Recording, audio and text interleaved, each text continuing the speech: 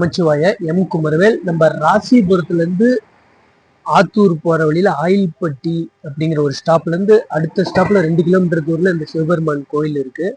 நானும் ரூபத்துல இப்பதான் இந்த இடத்துல தான் பாக்குறேன். அப்படியே உங்களுக்கு இந்த இடத்த ஃபுல்லா சுத்தி காட்டுறேன் அப்படியே வீடியோல.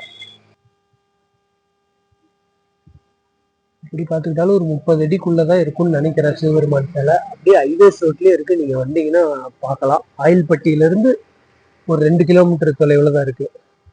உங்களுக்கு மறுபடியும் அட்ரஸ் தெரியணும்னா ராசிபுரத்துல இருந்து ஆத்தூர் போற வழியில ஆயில்பட்டி அப்படிங்கிற ஒரு ஸ்டாப் வரும்.